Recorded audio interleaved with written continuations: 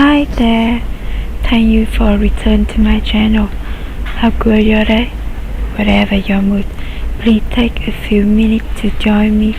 I hope today's story will help you relax and wind and find some peace after a long day. Now, let's begin. My dad had the police put handcuffs on my 11-year-old daughter over a false theft accusation made by my own little brother. My mom stood there and watched it happen, like it was the most normal thing in the world. And what I did next made all of them pay the ultimate price. Hi Reddit, I'm Kendra Faith Morrison. 39 single mom and the woman who built Morrison Lux from nothing. 12 years ago, I was a broke 27-year-old sketching dresses on the back of my kitchen table in Boise, Idaho. Today, my brand has 3 flagship stores, 8-figure annual revenue, and my pieces are worn by celebrities on red carpets. I worked 80-hour weeks, raised my daughter Avery alone after the divorce, and still managed to turn a dream into an empire. I thought blood would always have my back. I was dead wrong.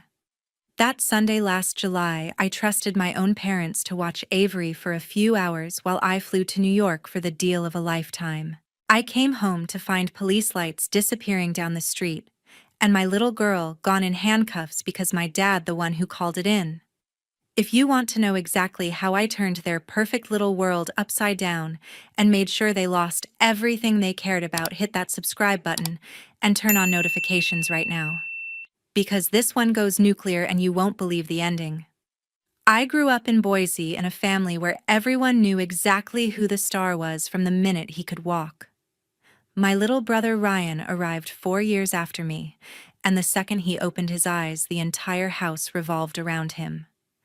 Dad Richard Morrison spent 28 years climbing the ranks until he became Boise's chief of police. When he retired 12 years ago, the city threw him a parade, handed him the key to the city, and put his name on a plaque downtown. Mom Diane Morrison never held a paying job a day in her life. Her career was making sure Ryan's every need was met before he even knew he had it. I was the unplanned first child, the loud one, the daughter who asked too many questions and never quite fit the script. At 19, I sat them down and announced I was dropping pre-law to study fashion design in Portland. Dad stared at me like I had just confessed to armed robbery. Mom burst into tears that lasted a full week. Ryan, 15 and already convinced he was destined for greatness, smirked over his cereal and said, "Well, someone has to be the family embarrassment." Fast forward 2 decades, and the hierarchy hadn't shifted an inch. Ryan, now 34, and his wife Vanessa still lived in the same sprawling craftsman house in Boise's North End with Mom and Dad. They called it strategic cost saving while scaling the startup. Everyone else called it refusing to grow up. His health tech company had raised 7 figures, landed on a couple of regional 30 under 30 lists, and that was enough for my parents to treat him like the second coming of Steve Jobs. Meanwhile, I had built Morrison Lux from zero. Started sketching on the back of receipts when I was a broke single mom at 27. Opened the first tiny store downtown with my last credit card. 12 years later, we have 3 flagship locations, 8-figure revenue, and my gowns have walked the Met Gala. Forbes ran a 2-page spread calling me the quiet queen of Boise. None of that registered at the family dinner table. To them, I was still the daughter who sells dresses for a living. Dad would say it to my face without blinking. "Real companies solve real problems, Kendra. You make party clothes." Mom would nod along and add, "Ryan's software is going to save lives one day." Never mind that my company employs 60 people locally, pays 7-figure taxes to the state, and puts Boise on the fashion map. The favoritism didn't stop at me. It poured straight onto Avery. From the time she was in kindergarten, they compared her to the perfect grandchildren Ryan would surely produce someday. Straight A's. Ryan never had to study. Art award at school. Cute hobby, but Ryan got academic scholarships. When Avery asked for a sewing machine at 9, Dad actually laughed out loud. "Definitely your kid wasting time on useless stuff." Every holiday, every Sunday barbecue, they found a new way to remind her she was the offspring of the flaky side of the family. Ryan and Vanessa made it worse. They would roll up in matching Teslas talking valuations and term sheets, then toss casual grenades like it's adorable that you still play dress up for work, Kendra. Vanessa once told 7-year-old Avery right in front of the whole table, "If you study really hard, maybe one day you can design the uniforms for Uncle Ryan's company." The table laughed. Avery didn't. I kept showing up anyway. I told myself grandparents were important. I paid for the new roof when Dad's pension couldn't stretch far enough. I flew Mom to New York Fashion Week twice and put her in the front row. I wrote Ryan 6-figure checks when his startup almost went under in 2020. Every single time they accepted the money, smiled politely, and went right back to treating me like the family's dirty little secret. The rules were ironclad and never spoken out loud. Ryan could do no wrong. I could do no right. And Avery was guilty simply for sharing my DNA. That toxic scoreboard had been running for 39 years, and I kept pretending it didn't matter. All it took was one ordinary Sunday in July to finally blow everything to pieces. Sunday morning, last July, I was standing in the fitting room of my downtown Boise studio, pins between my teeth, finalizing the last hem on the fall-winter couture samples, when my phone rang at exactly 8 o'clock sharp. It was the chief merchant from the biggest luxury department store chain in the country. She said the CEO was in New York for 24 hours only and wanted to sign the nationwide exclusive distribution deal in person today. If I could land at JFK by early afternoon, the contract was mine. If I missed the window, they'd offer it to the next designer on their list. I didn't think twice. This was the deal that would push Morrison Lux from regional success story to national brand overnight. I told my head designer to lock the studio, canceled every meeting for the next 48 hours, and booked the only direct flight Boise to JFK that left at 10:15 a.m. The one that required me to be at the airport in 75 minutes. The only issue was Avery. School was out for summer, and my regular sitter was in California visiting family. I did what I had always done in emergencies. I called the North End house. Mom answered on the second ring and sounded almost too excited. "Bring her over. Ryan and Vanessa are already here having breakfast. We'll have a full house. It'll be fun." I threw an overnight bag together for Avery, stuffed in her sketchbook-colored pencils, a change of clothes, and her favorite stuffed fox. 15 minutes later, I pulled into the long gravel driveway of the big Craftsman my parents have owned since the 80s. Everyone was out on the wide front porch like a postcard dad in his retired chief polo sipping black coffee, Mom arranging homemade cinnamon rolls on a 3-tier stand, Ryan leaning against the porch rail in pressed linen shorts, and Vanessa perched beside him, hand extended, showing off what looked like a brand new diamond solitaire the size of a dime. "Look at this rock," Vanessa squealed, twisting her wrist so the morning sun turned the stone into a fireball. Ryan grinned like he'd invented diamonds. 22 grand, picked it up in Vegas last weekend to celebrate the Series B close. Mom actually gasped and clutched her chest. Dad gave the slow, proud nod he usually reserved for Ryan's report cards. Avery bounded up the porch steps, gave me a quick squeeze around the waist, then got pulled straight into the ring admiration duty. I crouched down, fixed her ponytail, and told her I'd be back tomorrow morning at the latest. She was already distracted by the cinnamon rolls and Ryan promising she could test drive the new VR headset he'd just unboxed. I kissed the top of her head, told her to listen to Grandma, and promised we'd celebrate the big news together when I got home. As I walked back to the car, I caught Ryan saying loud enough for me to hear, "Don't lose that ring, babe. Some people around here might get sticky fingers." He laughed like it was the funniest joke in the world. I pretended I didn't hear, waved one last time, and sped to the airport. The flight was uneventful. I spent 4 hours on my laptop marking up the contract, rehearsing answers, visualizing the handshake photos that would run in every fashion outlet next week. We touched down at JFK just after 2 Eastern. Town car to Midtown, straight into the glass conference room on the 42nd floor. Champagne signatures. Congratulations, more photos. By 6 o'clock New York time, the deal was done, and I was officially the newest exclusive brand in 240 doors coast to coast. I sent Avery a heart eyes emoji and asked if she was having fun. The message showed delivered, then nothing. I texted Mom the same thing. No reply. I figured they were all outside by the fire pit, or Ryan had them trying some new augmented reality game. I ordered room service, took a long shower, and passed out by 10:30 East Coast time, happier than I'd been in years. I woke up to my phone buzzing itself off the nightstand at what felt like the dead of night, but was actually just past midnight Mountain Time. I smiled in the dark, still riding the high, thinking tomorrow I would finally walk into that North End house and watch every single one of them have to eat their words. The plane touched down in Boise at exactly 2:30 in the afternoon, and I drove straight to the North End without even stopping home to change out of the black suit I'd worn for the signing photos. I was still high on adrenaline and champagne victory toasts when I turned onto the quiet, tree-lined street I'd known my whole life. The first thing that hit me was the empty space in front of the house where a patrol car had clearly been parked minutes earlier.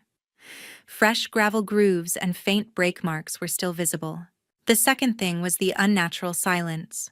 No kids shouting in the yard, no music drifting from the back patio, no voices at all. I left the engine running, grabbed my carry-on, and sprinted up the wide porch steps. The front door stood ajar. Mom sat alone on the antique sofa in the living room, face drained of color, knotted hands trembling in her lap like she was trying to hold herself together. Dad stood at the big bay window, hands clasped behind his back, staring down the street as though he expected the cruiser to return any second. I let the bag slip from my shoulder and hit the hardwood with a thud. "Where is Avery?" Dad turned slowly, expression unreadable, voice perfectly level, the same measured tone he used for decades reading Miranda rights. "Ryan said Avery took Vanessa's ring. I called it in so the girl could learn a proper lesson." The sentence landed like a slap. I actually laughed, one sharp, disbelieving bark. "You called who in exactly?" "Boise PD. Patrol unit transported her at 13:50 hours. Standard procedure for theft." My legs gave out. I caught the back of the wing chair to keep from hitting the floor. "You had my 11-year-old daughter arrested and put her in handcuffs." Mom finally spoke, voice barely above a whisper. She kept saying she didn't do it. Ryan was positive. I scanned the room. Ryan and Vanessa were perched at the kitchen island like they were waiting for brunch. Vanessa calmly sipping iced tea, Ryan scrolling his phone as if nothing had just happened. I walked toward them, voice shaking. "You accused my daughter of stealing a $22,000 ring, and my own father had her taken away in a police car." Ryan didn't even glance up. "She was the only one near the bedroom this morning." Basic deduction. I whirled back to Dad. "You put actual handcuffs on my child, Richard." He met my eyes without a flicker. "Kids sometimes need to feel real consequences. I've seen it work 1,000 times. Scare straight is effective." Mom reached for my arm. I jerked away so violently I almost lost my balance. "Don't." My voice cracked wide open. "You let strangers cuff my baby and haul her off because your precious son threw a fit over jewelry." Dad's jaw tightened. "Watch how you speak to me. Watch how I speak to you." I was screaming now, couldn't stop if I wanted to. "You traumatized an 11-year-old girl. You flashed your old badge and bullied officers into treating my daughter like a criminal." Ryan finally stood, palms up, in mock calm. "You're being hysterical, Kendra. Lower your voice." That single word, hysterical, snapped the last thread. I crossed the room in 4 strides and got inches from his face. "Where's the ring, Ryan? Show me the empty velvet box. Show me the report you filed." He shrugged. "It'll turn up. Kids hide things." I looked at Vanessa. She stared at her glass, silent. I turned back to Dad, chest heaving. "Take me to the station, right now." He shook his head once. "She's being processed. You can pick her up after questioning. Few more hours. The room spun. I snatched my keys from the floor and ran for the door. I sped to the downtown Boise police station with one hand on the wheel and the other still dragging the carry-on suitcase behind me. I didn't park properly. I abandoned the car half on the sidewalk, hazards flashing, and ran through the automatic glass doors like the building had personally insulted me. The desk sergeant knew my face from the charity galas where Morris and Lux donated gowns every year. His polite smile died the instant he saw my expression. Conference room 3, he muttered, hitting the buzzer without asking for ID. The hallway smelled of industrial bleach and burnt coffee. I heard Avery before I saw her small, panicked, hiccuping sobs echoing off the concrete walls like a trapped animal. I shoved the door open so hard it slammed against the wall. My 11-year-old daughter was sitting at a cold, gray metal table bolted to the floor. Her right wrist was locked in a steel handcuff chained to a ring welded into the tabletop. Her face was swollen and blotchy, tears and snot streaking her cheeks, hair stuck in damp clumps. Her eyes were almost swollen shut from crying. She looked impossibly small and fragile under the buzzing fluorescent lights. The second she saw me, she let out a raw, desperate scream, half my name, half pure terror, and tried to stand. The cuff jerked her back down with a sharp metallic clank that went straight through my chest. I dropped the suitcase, fell to my knees in front of her, and pulled her into my arms. She clung to me with both arms and legs, nails digging into my back, whole body shaking with violent, silent sobs. 2 uniformed officers stood awkwardly in the corner, shifting their weight. The older one cleared his throat. "Ma'am, retired," Chief Morrison called it in himself, and specifically requested the cuffs stay on until the lesson was learned.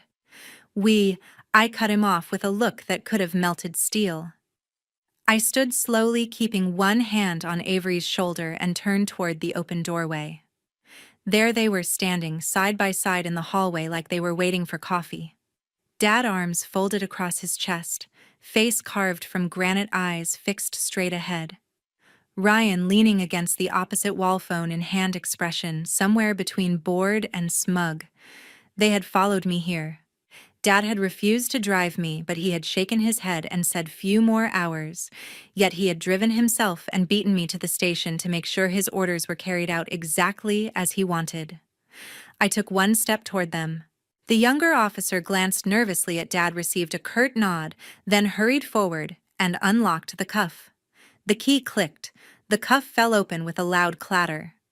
Avery rubbed the angry red ring on her wrist and pressed herself harder against my side.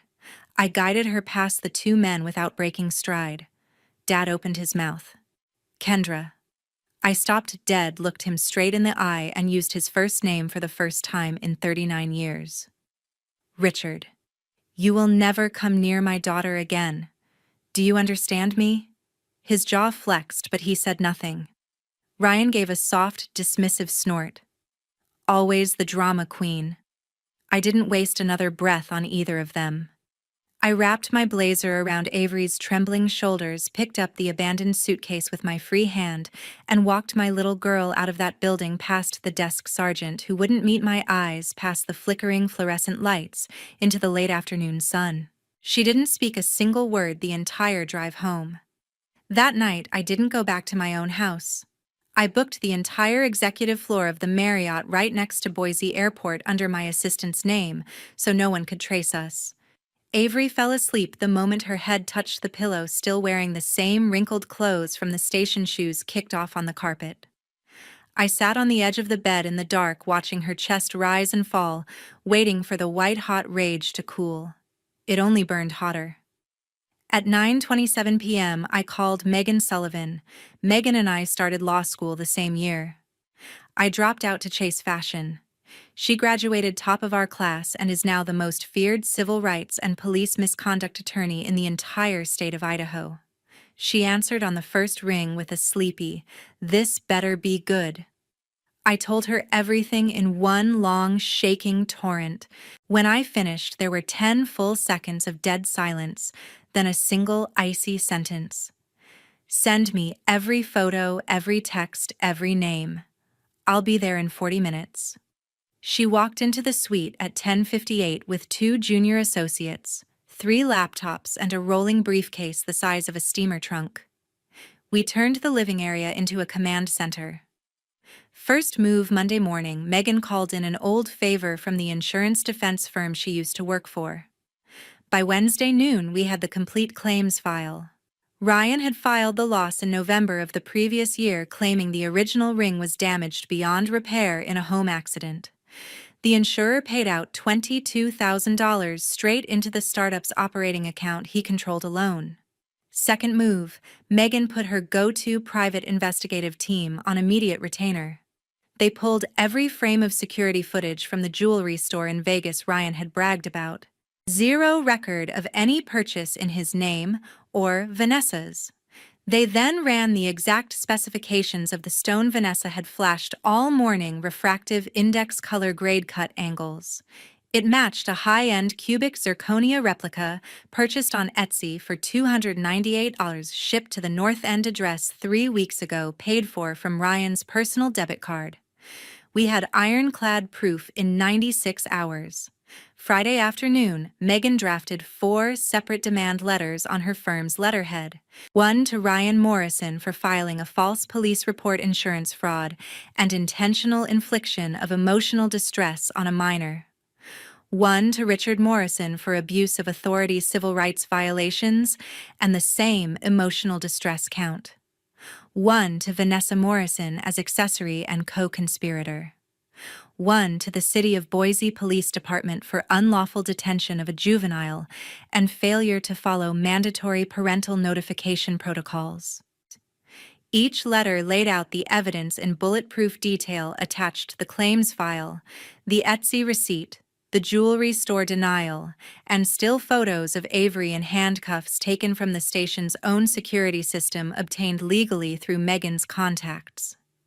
Each letter gave exactly 10 business days to respond, or we would file in state and federal court simultaneously and release everything to every major news outlet in Idaho. We printed 4 copies, drove to the hotel business center, and sent them certified mail return receipt requested. I personally watched the clerk stamp every envelope. The second the last receipt printed, I finally exhaled. Avery spent those 4 days curled on the hotel's sofa watching cartoons with the sound muted. She still hadn't strung together more than 5 words at a time. I booked the top child trauma therapist in the Northwest. First session was scheduled for the following Monday. Megan never left the suite. She slept on the pull-out couch, lived on black coffee and vengeance, and by day 7, we had a case binder 3 inches thick, color-coded tabs, and a press packet ready to go if they decided to play stupid. The letters went out at 4:47 p.m. that Friday. I turned off my phone-ordered room service mac and cheese for Avery and sat by the window watching planes take off and land. I didn't go home. I didn't answer a single call from the North End house. I just waited for the dominoes to start falling. 6 months later, it was a chain of dominoes no one could stop. The first domino fell 10 days after the demand letters went out. The lead investor, a Boise-based venture fund that had poured 8 figures into Ryan's health tech startup, saw the local news teaser titled "Tech Founder Accused of Framing 11-Year-Old Niece." They called Ryan that same afternoon, invoked the morals clause, and pulled the entire Series B commitment. 7 weeks later, the company was dead. Servers powered down, 70 employees laid off, office furniture sold at fire sale prices. The sleek downtown headquarters surrendered back to the landlord. Ryan went from regional tech darling to unemployed in 49 days flat. The second domino was Richard. The leaked story forced the Idaho Police Officer Standards and Training Council to open a full review of his retirement file. They discovered 2 old internal affairs complaints from Ryan's teenage years, one joyriding in a stolen car at 16 and vandalism of school property at 17. Both cases had mysteriously vanished with Richard's signature recommending no charges, matter closed. The council ruled it constituted abuse of authority and revoked his entire pension retroactively. 6 figures a year, health benefits, everything gone overnight. He received the official letter while standing in the kitchen of the house he no longer owned. The third domino was Diane.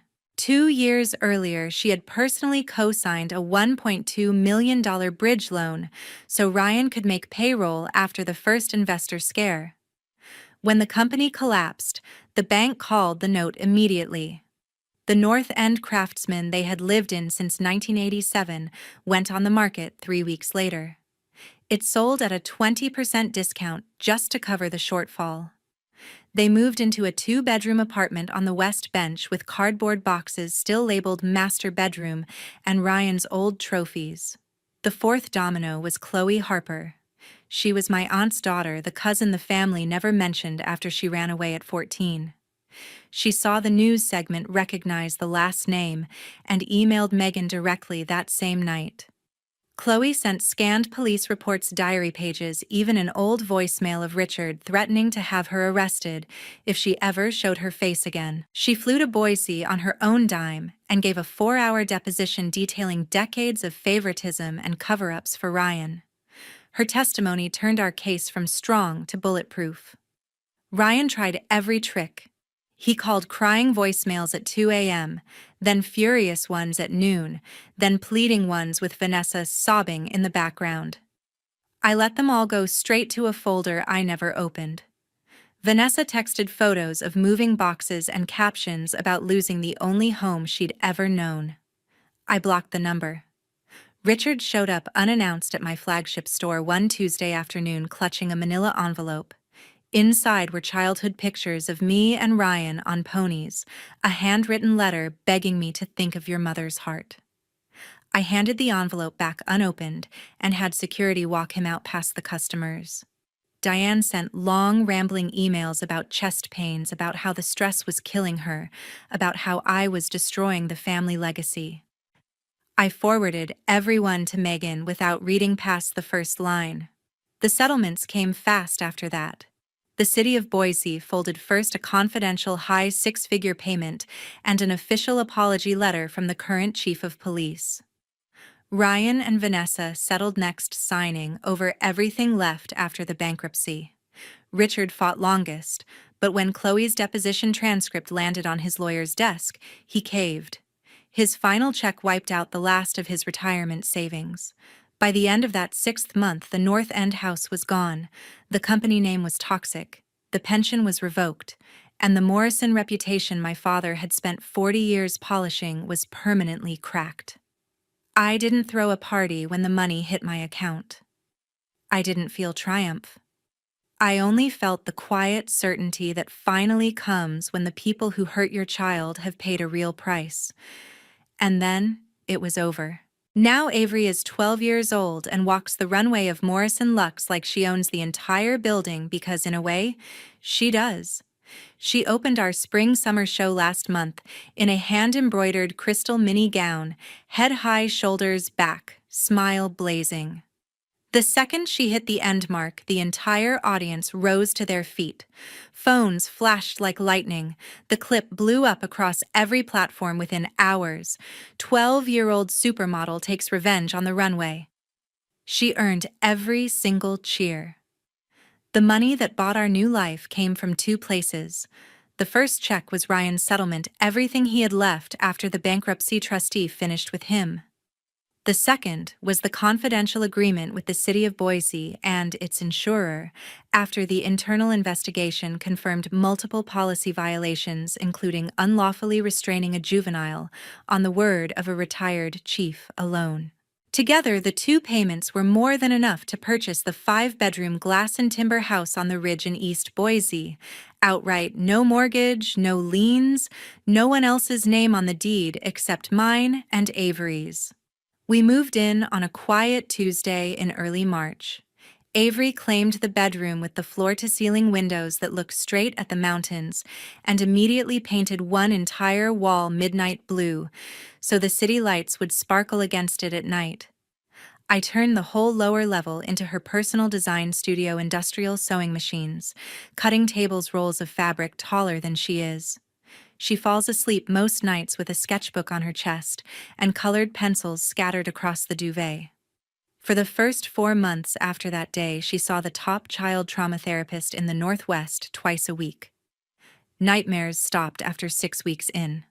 Flashing police lights stopped making her freeze after 10. By month 4, she was the one who asked if she could walk in the next show to prove they didn't win. I cried in the parking garage the day she said those words. Morrison Lux has never been stronger. We opened a 4th flagship in Seattle last quarter, and the new collection crashed the website twice in one morning. Avery is now the official face of the Morrison mini capsule line we launched this year. Seeing her 20-foot tall on billboards around Boise wearing pieces she helped design still doesn't feel real some days. I changed every phone number, every email address, every social handle the same week the settlements cleared. The North End house sold to a young family who have no clue what happened inside those walls. Richard, Diane, Ryan, and Vanessa no longer exist in our universe. I blocked, deleted, and erased every possible path they could ever use to reach us again. If they try anyway, the permanent restraining order Megan filed makes it a crime. People still ask if I feel guilty. Old neighbors, distant cousins, even a reporter once. I give them the same answer every time blood doesn't grant anyone a license to hurt my child. The moment they chose to put handcuffs on an 11-year-old to protect a grown man's ego, they stopped being my family. I chose Avery. It was the easiest decision I have ever made. We now celebrate the anniversary of the day I carried her out of that police station. Not the trauma, the rescue.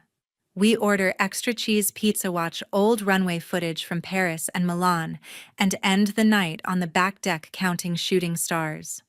Every year she makes the same wish out loud, that every kid gets a mom who fights for them the way you fought for me. Every year I cry happy tears.